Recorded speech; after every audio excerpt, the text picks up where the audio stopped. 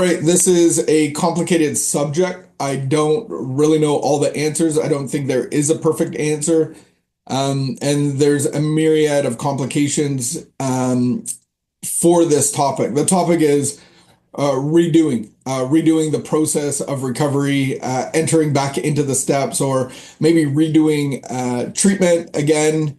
And then why would I be doing it? When would I be doing it? When would you be suggesting others do that maybe you're working with?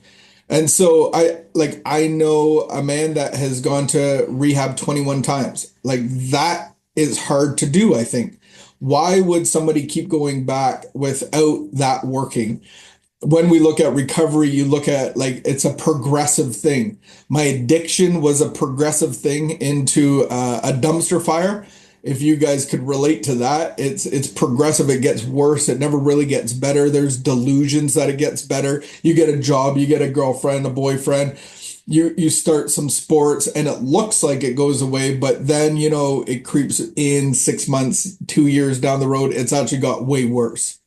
That's my experience over the course of 15 years. I had no control. I was insane and I couldn't stop even if I tried to.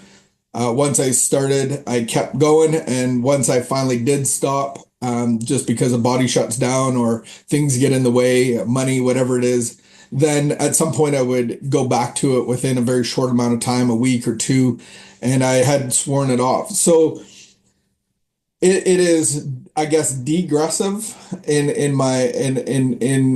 the context of addiction, and then you would say that recovery would be progressive. It would be progressive as in you have 12 steps. If you do the 12-step recovery, if you do a spiritual solution, the 12 steps is kind of a framework to going somewhere, progressing from a place to another place. They even have the concept of a building. We're doing a construction.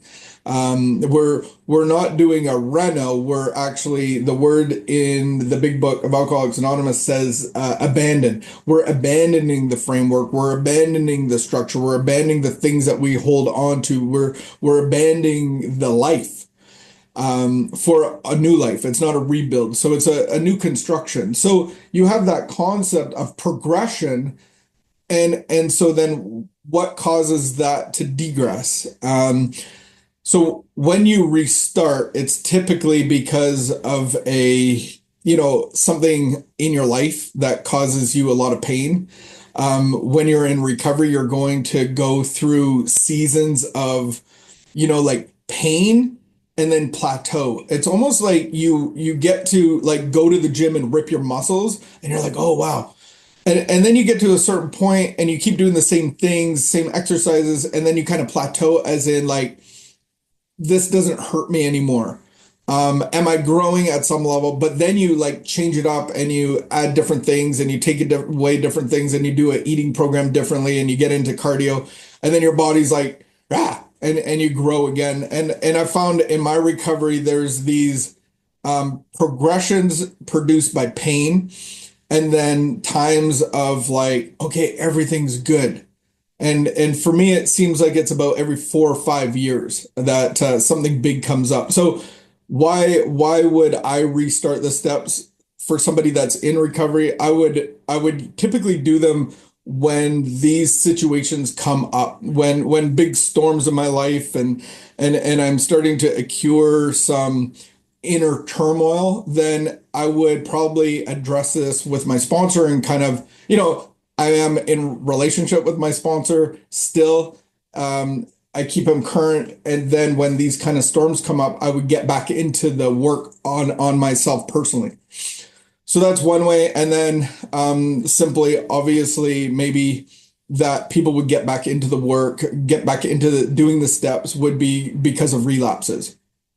Or they're just starting out and they never really took it seriously, or they went to meetings and had sobriety, or they did different activities and after a year or two they relapsed. Or I've worked with people that that never relapsed, but they were in the program or a 12-step fellowship, and at 10 years they were ready to commit suicide. because they had never done the work. They had never progressed. They just stayed stagnant. So those are reasons why I would redo it or redo it or restart it or go back to treatment. And so I get asked that enough of like, well, where do I restart? I had a relapse. What am I supposed to do? I don't think there's any set answer. One of the questions I ask is, are you helping others? What are you actively doing? Because if you have a faith in God, you're going to have these kind of works. And so faith without works is dead. So are you actively in the community serving others? Are you putting on workshops of recovery? Are you spending a great portion of your time serving others? I like to start there.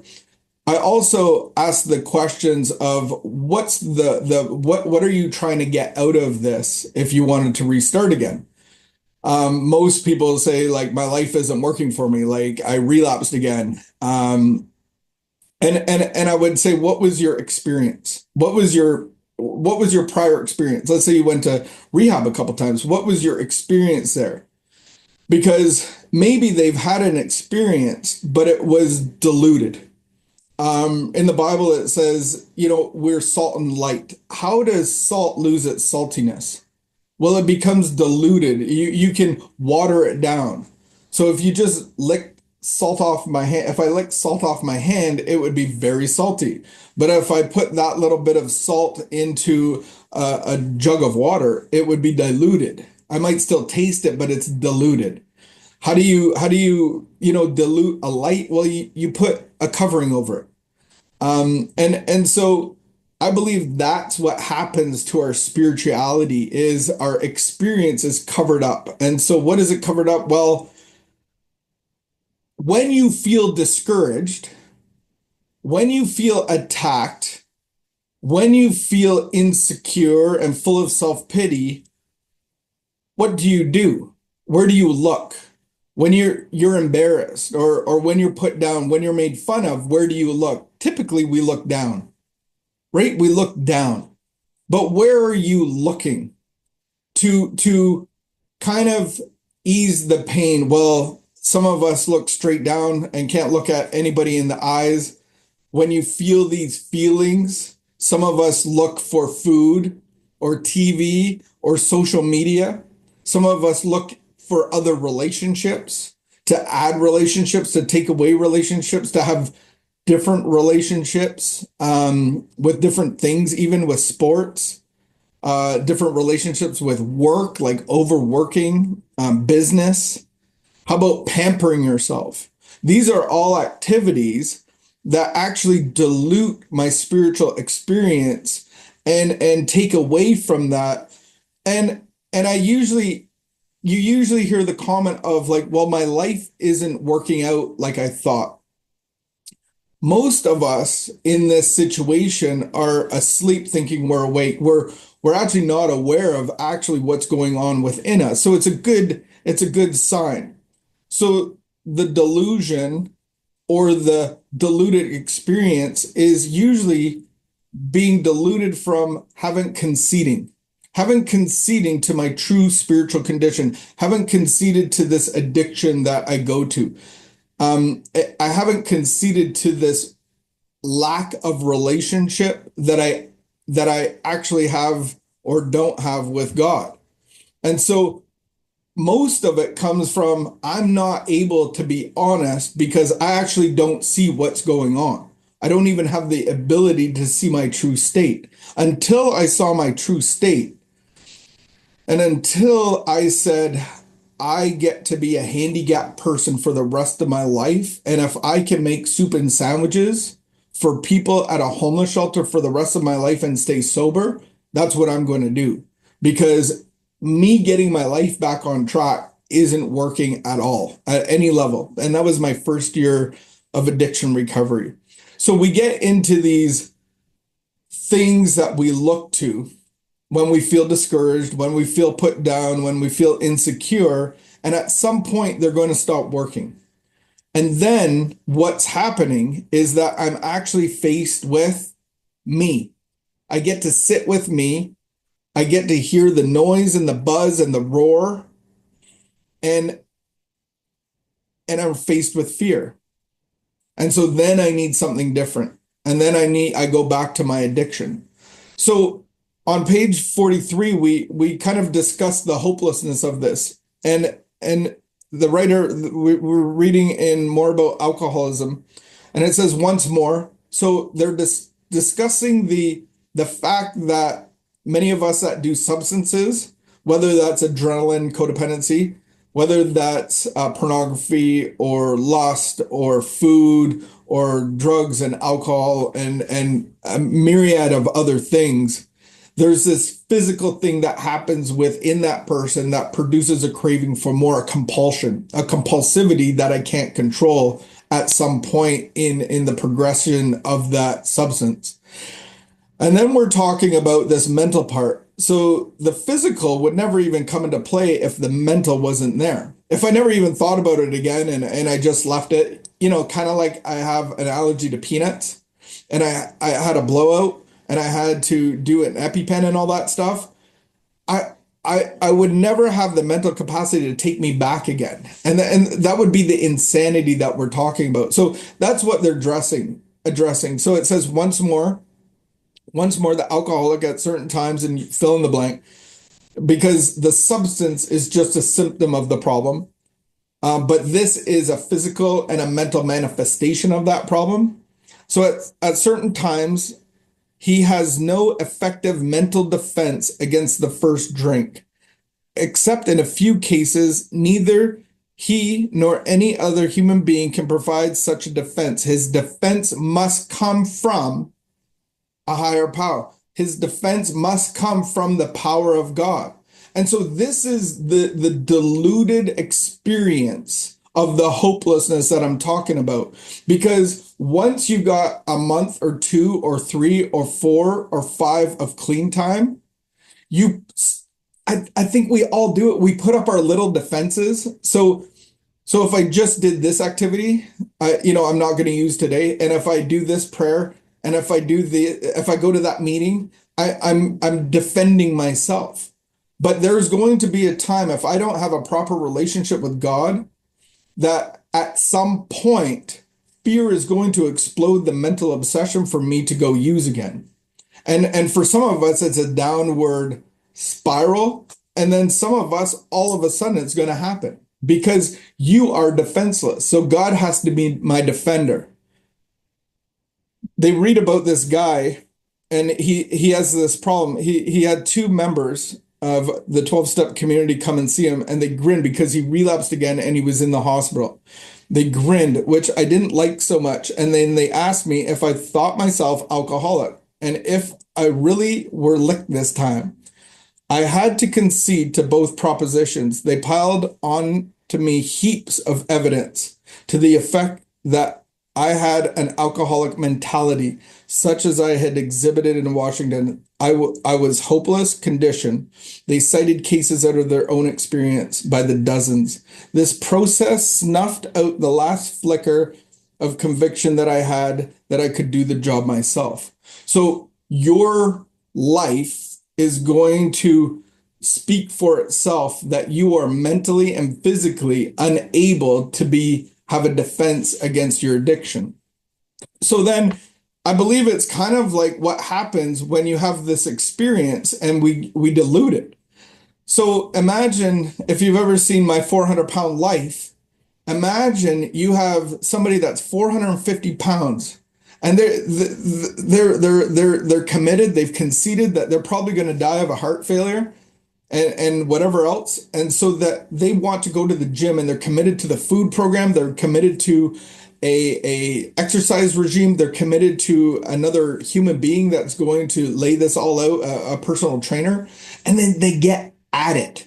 They have to change everything that they've been doing, their eating habits, their sleeping habits, all of their patterns. They're abandoning their old way of life for a new way of life.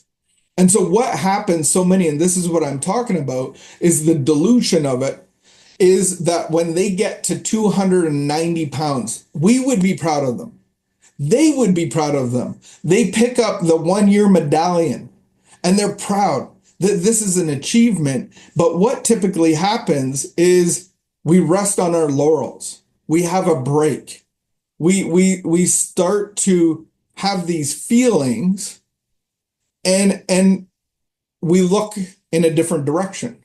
We look back to the food. We look back to the so we rest on our laurels is what the big book says. But we would be very excited for that person because he just lost almost 200 pounds and his life is being restored. But if he stops there, by the next year, he's going to be back up to 250, 450.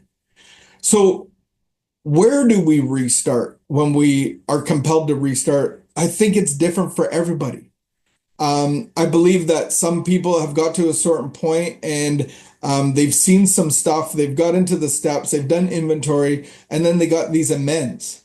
And I think a lot of people stop there. I've seen that happen a ton of times where I've done all this work, I've had this great experience, and then I'm not vigilant in growing and cultivating the garden of my temple on the inside through the process of amends. And so that just means that in the reality of his thinking is that this doesn't really add up to a first step problem. So if I don't do this as vigilant as I have been doing, it's really got no effect on me. But that's a delusion. That's resting on our laurels. And so that's going the other way again. I believe that a great place to restart is at our amends. I believe a great place to restart for some people in serious addiction physically is detox and even treatment. Going away for a month or 5 months is very beneficial to people that just physically can't stop. I think that it's a great idea to start at the beginning again at step one. I believe that it could be a great idea to start at step 4 if you're working with a new sponsor or you kind of went off the tracks for a year and you're getting back into it. I know that some people start at step 4 again and they're going through an inventory and just, did I miss anything? Because if I don't do this right, I'm not going to get the promises. There's some 160 musts in the big book. So if you want this promise, you must do this. If you want this result, then these are the things that you have to do. You must perfect and enlarge your spiritual life. And so in my spiritual life, there's a quiet time. There's a me and God time and direction and inspiration and writing. There's a study time, but then on the outside of it, there's spiritual activities that I have to do throughout a day to stay connected and grow. And so I have to make that a big part of my life. Perfecting and enlarging is kind of like I always think of fishing because I used to fish for different species. And so I would watch YouTube channels on muskies, and I would try to find all the information that I was perfecting and enlarging my capacity to catch muskies. And so that's what I have to do in my spiritual life. I have to perfect and enlarge my spiritual life. And there's no off switch. Like just my addiction, it was the same idea. Like there was no off switch for that. So this is a different way of being powered, and it's being powered by the Spirit of God. And it's like flying in an airplane and you go up to the pilot and maybe you're nervous about flying. Maybe you have no qualms about flying. I'm always a little bit nervous on how it all works. But when you get up in the air, you're like, man, we're just floating. There's clouds. This is cool. Imagine you went to the pilot and he said, hey, buddy, why don't we just let off the gas? Like this jet fuel is really expensive and we could save like 1/3 of the cost of the price. Why don't we just cruise from here? Well, the reality is it would look like you're cruising for a bit, but you're actually dropping like a rocket out of the sky. and you're going to smash into the ground unless you don't start that, unless that motor doesn't kick back on, unless those jet engines don't start propelling you, and you're living by the law or the spirit of aerodynamics. So that's what we get to do in a 12-step recovery process, is that we actually get to live on the law or the spirit, the spirit of God. And so I don't think there's any set rule of where to start. I think if you've been at it for 5 years, there's kind of a redo, like a refresher, because there's always stuff that's going to come up. In my experience, it's not one and done. It's kind of secular, like the steps go around and not straight up, because I think that's what I think most of us hope is, like, I finally get to the top and then I'm good. But the reality is they're secular and circular or secular. And that's really representative of the temple of my heart, is that I have to stay in the recovery process to be recovered on the inside. And so when I start to, try to convince the pilot to shut off the jet engines, I get to the 400-pound life, and I'm at 290 pounds, and I'm patting myself on the back, and everybody's so proud of me. I let up, and I'm going the other way. And I haven't really conceded that I have no mental defense against the first drink. So these are the reasons that we need to redo stuff. I don't think there's any set methodology of where to start again. I think that could be different for each case. But the point is that we need to keep doing. We need to keep being involved in the recovery process to actually be recovered. And by recovered is, what I mean is that I'm recovered mentally and physically from a deadly disease.